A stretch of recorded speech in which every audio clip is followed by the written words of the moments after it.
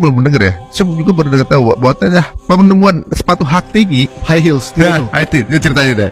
Itu dari orang-orang Eropa yang berak di pinggir jalan di depan rumah.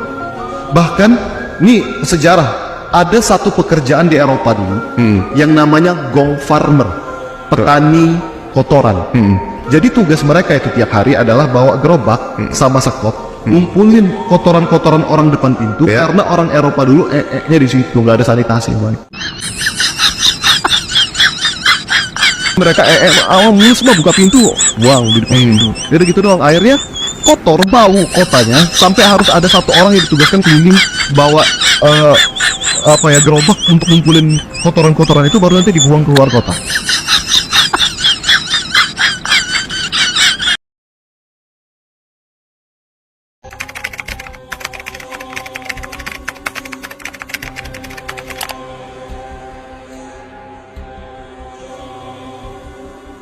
Apakah kalian terkejut bahwa sejarah sepatu high heels yang masih tren hingga sekarang ini awalnya untuk menghindari kotoran-kotoran manusia di jalanan Eropa tempo dulu? Bahkan ahli sejarah Islam membenarkan jika sejarah sepatu hak tinggi di Eropa berfungsi untuk menghindari kotoran manusia. Hal itu adalah gambaran betapa jorok dan terpuruknya bangsa Eropa di abad pertengahan, yaitu sekitar tahun 500 hingga 1500 Masehi. Kebudayaan jorok dan percaya tahayul itu menempel pada masyarakat Eropa hingga Ratu Elizabeth pertama pun sama joroknya, di mana dia mempunyai gigi yang hitam dan bau badan yang tak sedap karena jarang mandi.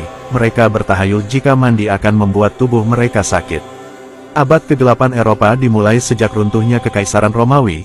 Melihat kesempatan runtuhnya Romawi, gereja mengambil alih dominasi pemerintahan, di mana raja Eropa saat itu pun tunduk pada setiap keputusan dewan gereja.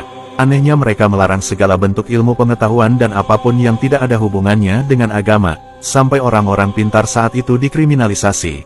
Hal itu dilakukan demi kepentingan pribadi para dewan gereja. Karena itulah masyarakat Eropa saat itu begitu terbelakang sampai tidak tahu bagaimana caranya membuat sanitasi untuk buang air.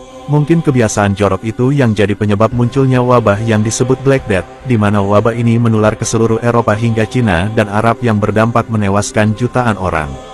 Sementara di jenjang waktu yang sama di belahan timur pemerintahan Islam sedang berada di puncak kejayaannya, kebetulan Abdurrahman Ad-Dakhil dari dinasti Umayyah mendirikan pusat pemerintahan Islam di Andalusia atau yang saat ini kita sebut Spanyol. Bukti itu bisa kita lihat dari peninggalan Masjid Cordoba di Spanyol. Kemajuan ilmu pengetahuan umat Islam saat itu membuat keturunan Abdurrahman Ad-Dakhil mendirikan tempat pendidikan bernama Universitas Cordoba, di mana pusat pendidikan ini seakan menjadi makanan lezat bagi bangsa Eropa untuk menuntut ilmu di sana. Bahkan seorang filsuf Inggris yaitu Adelard Daribat berkata bahwa, dari para ahli Arablah saya telah belajar suatu hal, yakni belajar yang dipimpin oleh akal bukan tali kekang gereja. Makanya tak heran bila belakangan ini diketahui bahwa para penemu algoritma astronomi hingga kedokteran dan beberapa penemuan lainnya adalah orang Muslim, karena dulu Islam sempat berada di titik kejayaan dalam ilmu pengetahuan. Jadi bila kita simpulkan orang Barat itu dulu pernah belajar kepada orang Muslim, namun kenapa saat ini umat Muslim yang ingin menjadi kebarat-baratan? Kembali ke Eropa, setelah 1000 tahun lamanya hidup dalam penindasan, lama-lama masyarakat Eropa sudah sangat muak dengan keadaan tersebut. Hingga di abad ke-15 terjadilah peristiwa Renaissance, di mana rakyat ingin agar pihak gereja tidak lagi ikut campur dalam kepemerintahan. Peristiwa ini membawa dampak yang sangat besar bahkan bagi dunia, karena setelahnya bangsa Eropa berangsur maju dalam berbagai bidang hingga sekarang.